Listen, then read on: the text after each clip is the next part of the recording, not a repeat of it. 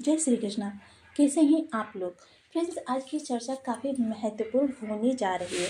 आज हम अगलित बल के कारक ग्रह मंगल देव के विशेष परिवर्तन की चर्चा करने जा रहे हैं, क्योंकि जैसा कि हम सभी लोग जानते हैं कि मंगल देव ने काफ़ी लंबे समय से आपके लिए दुर्योगपूर्ण स्थितियों का निर्माण किया हुआ था। अब ये दुर्योगपूर्ण स्थितियों से निकलकर सामान्य अवस्था में तो आ गए हैं, लेकिन इनके लिए एक ऊर्जा का ऐसा स्थायित्व बनने जा रहा है जो आपके लिए आधारशिला, यानी कि अगर किसी मकान को बनाने की बात की जाए तो उसमें जो उसकी आधारशिला यानी कि उसकी नींव होती है, बहुत महत्वपूर्ण स्थान निभाती है। ऐसे ही एक बड़ा परिवर्तन, बड़ा पड़ाव मंगल देव का होने जा रहा है, जिसे कि आपके जीवन में मील का पत्थर भी कहा जा सकता है। बहुत ही महत्वपूर्ण समय काल रहने वाला है, क्योंकि इस समय पर अगर हम मंगल देव की चर्चा करें तो मंगल देव आपके सप्तम स्थान से गोचर कर रहे हैं। सप्तम स्थान जो होता है, एक तो केंद्र भाव होता है, दूसरे क्या होता है कि केंद्र भाव सप्तम स्थान जो लग्न को सीधे देखता है 180 डिग्री से, जिसकी वजह से कि इस भाव में बैठे हुए ग्रह का प्रभाव वैसे ही आपके लिए विशेष हो जाता है। बल के कारक, उत्साह की ऊर्जा, मानव शरीर में बहने वाले रक्त, आत्मशक्ति, बाहुबल और आपके कार्य करने की क्षमता, ये महत्वपूर्ण केंद्र बिंदु हैं जो कि आपके मंगल को प्राप्त होते हैं। इसके साथ ही क्रोध, गुस्सा, अहंकार भी प्राप्त होता है। धीर वीर गंभीर भी मंगल हैं, भूमि भवन वाहन भी मंगल हैं, और साथ ही साथ आपके जीवन में चीज़ों को किस तरीके से मैनेज करना है वो भी मंगल देव है। एक तो जहाँ मंगल देव वक्र गुरु, अतिचारी गुरु के प्रभाव से प्रभावित हो रहे हैं, क्योंकि पंचम दृष्टि से दृष्ट है, जिससे कि मंगल को इनकी सकारात्मकता प्राप्त हो रही है। हालांकि देखिए, वक्र ग्रह जो होता है वो किसी भी तरीके से नेगेटिव नहीं होता है, प्रभाव उसका वैसा ही होता है जैसे मार्गी ग्रह का होता है। लेकिन क्या है, अंतर इतना हो जाता है कि इसके बल में इतनी ज़्यादा वृद्धि हो चुकी होती है कि या तो वो जिस ग्रह के साथ बैठा हुआ है, जिस ग्रह पर अपना प्रभाव दे रहा है, वह उस ग्रह के साथ तालमेल नहीं बिठा पाता। क्योंकि सपोज कीजिए कि देव मनुष्य का संबंध अगर हो जाए तो किस तरीके से तालमेल होगा, या मनुष्य दानव का संबंध हो जाए तो किस तरीके से तालमेल होगा। सभी की प्रवृत्तियाँ अलग होती हैं और सभी की क्षमता अलग होती है। अब ऐसे में एक दूसरे की क्षमता के साथ सामंजस्य बिठाना बहुत मुश्किल हो जाता है। अब यहाँ पर क्योंकि मंगल देव इस समय जैसे पिछले समय में हमने आपको बताया था कि ये अनुराधा नक्षत्र से गोचर कर रहे हैं। अनुराधा नक्षत्र जिस पर कि शनि और गुरु का समान अधिकार होता है, समान गवर्नमेंट होती है इनकी, मिला जुला प्रभाव। वहीं यह जो ज्येष्ठा नक्षत्र में गोचर करते हुए देखे जाएंगे, ज्येष्ठा नक्षत्र अपने आप में बहुत ही विशेष नक्षत्र माना जाता है। नाम से ही विदित होता है कि यह मुख्य ग्रह ऐसा नक्षत्र होता है जो आपके ग्रह को, बल को, ऊर्जा को समांतर रूप से काफ़ी ज़्यादा बढ़ा देता है। क्योंकि किसी भी ग्रह का राशि परिवर्तन हो या नक्षत्र परिवर्तन बहुत महत्वपूर्ण होता है, क्योंकि वह ग्रह अपनी ऊर्जा में एक परिवर्तन कर रहा होता है। परिवर्तन किस प्रकार का कर रहा होता है ये जानना भी ज़रूरी होता है, क्योंकि जैसे मैंने बताया, प्रत्येक परिवर्तन में आपके लिए बहुत सारी अच्छाइयाँ होती हैं, तो थोड़ी सी आपके लिए नकारात्मकता भी होती है। और इस दोनों के मिले जुले स्वरूप को ही हमारे जीवन को आधार बिंदु कहा जाता है। हमारे जीवन में परिवर्तन जो होते हैं, देखिए कितना भी धनाढ्य व्यक्ति हो, सब कुछ उसकी लाइफ में अच्छा हो रहा हो, लेकिन फिर भी कहीं ना कहीं उसके जीवन में कहीं ना कहीं कोई अधूरापन जरूर रहता है, जिसकी वजह से वो काफ़ी परेशान भी रहता है। और कभी कभी ये अधूरापन ऐसे स्थान से निकल कर आता है जिसका उसके जीवन में कोई अस्तित्व ही ना हो। तो ये डिपेंड करता है कि ग्रह का परिवर्तन किस नक्षत्र या राशि में हुआ है, या फिर किस ग्रह या किस भाव में उसका संबंध बन रहा है। तो इन सभी चीज़ों को हम समझेंगे इस वीडियो में, क्योंकि ज्येष्ठा नक्षत्र का स्वामित्व यानी कि गवर्नमेंट रूलिंग जो है वो है बुधदेव महाराज। बुधदेव महाराज फाइनेंस के कारक हैं, बुद्धि के कारक हैं, और लिक्विडिटी के कारक हैं कि आपकी जेब में कितना धन है। ये है क्योंकि देखिए, एक तो ज्ञान की सकारात्मकता तो प्राप्त हो ही रही है मंगल को, वहीं इस समय बुद्धि का साथ भी मिलने जा रहा है। क्योंकि जब भी कोई ग्रह किसी नक्षत्र में जाता है तो वो नक्षत्रगत प्रभाव प्रदान करता है।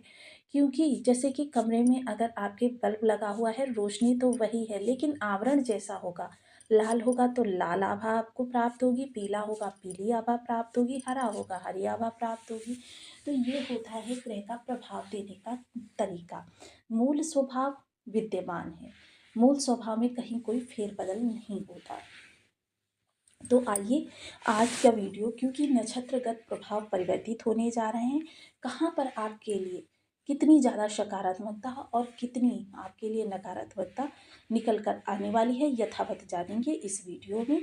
तो बने रहिए हमारे साथ इस वीडियो में, एंड तक आपको बहुत कुछ जानने के लिए मिलेगा। वीडियो बहुत ज्ञानवर्धक होने वाला है।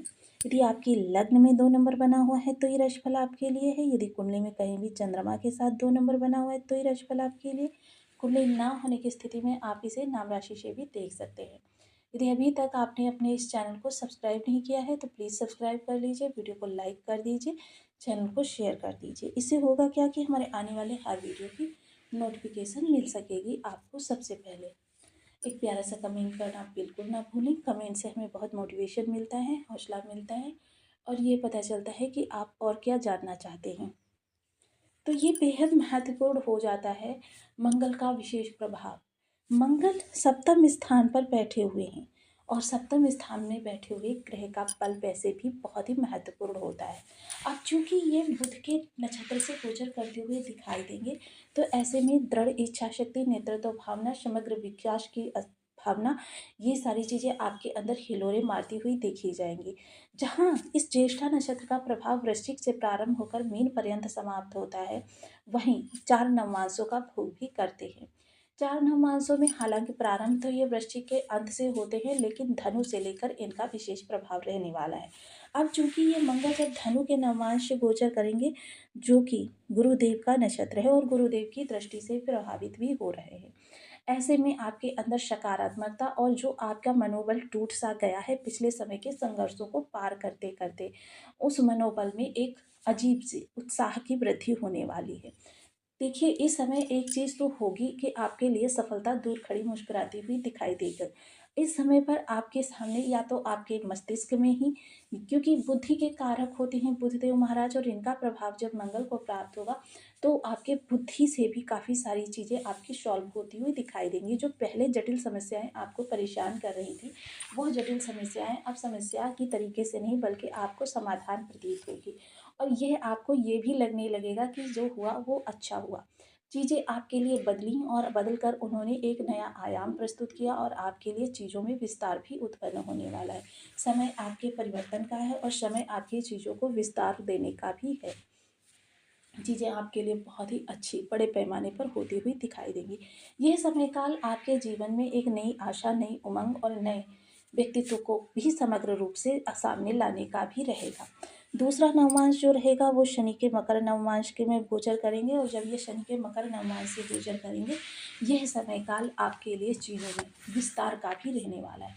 आपके लिए चीज़ें विलक्षण रूप से आगे बढ़ती हुई दिखाई देंगी और चीज़ों में एक नया पन भी आता हुआ दिखाई देगा।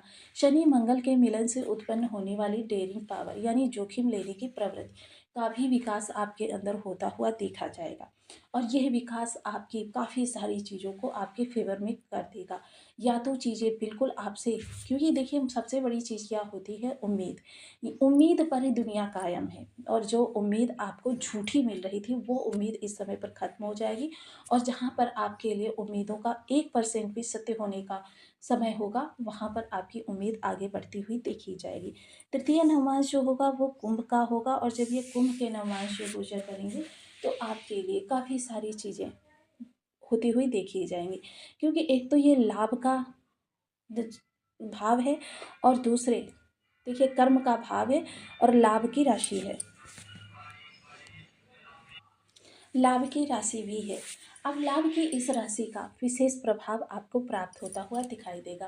कर्म और लाभ में जो चीज़ें अभी तक आपको प्राप्त नहीं हो रही थी, आपने पिछले समय में काफ़ी समय पहले अगर किसी मित्र विशेष से जॉब के लिए बात की थी, किसी मित्र विशेष से किसी डील के लिए बात की थी, किसी व्यक्ति से आपने अपने इंटरव्यू के लिए बात की थी या इंटरव्यू दिया था, आप भूल चुके हैं उन बातों को, लेकिन उन बातों का परिणाम अब आपके सामने आता हुआ दिखाई देगा, जो आपको काफ़ी ज़्यादा राहत इस समय पर प्रदान करेगा और आपके उन चीज़ों के प्रयास से जो आगे बढ़ेंगे कार्य, उनसे आप काफ़ी लंबे समय के लिए संतुष्टि का भी अनुभव करने वाले हैं।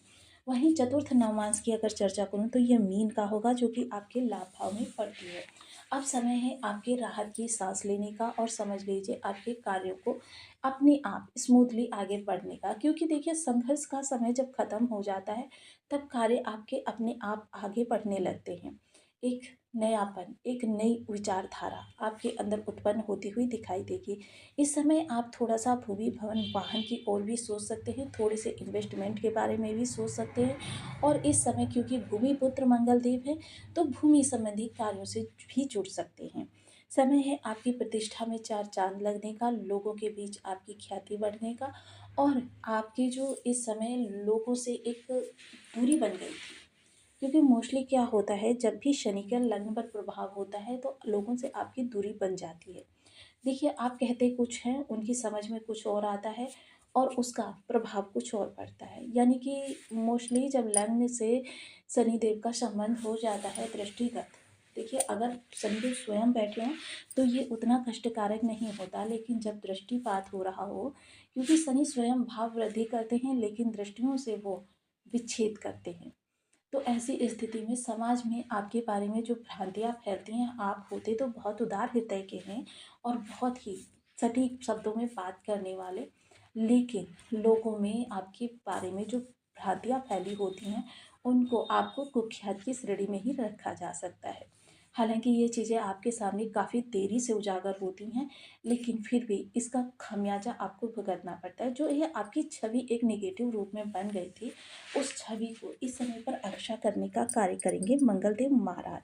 वहीं आप देखिए अगर हम उपायों की चर्चा करें तो इस समय बुध के उपाय करना आपके लिए काफ़ी अच्छा साबित होने वाला है, क्योंकि बुध के नक्षत्र में होना और साथ में वक्री बुध का होना दोनों ही ग्रहों पर विशेष प्रभाव डालेगा। ओम बुम बुद्धाय नमः इस बीज मंत्र का एक माला, दो माला पाठ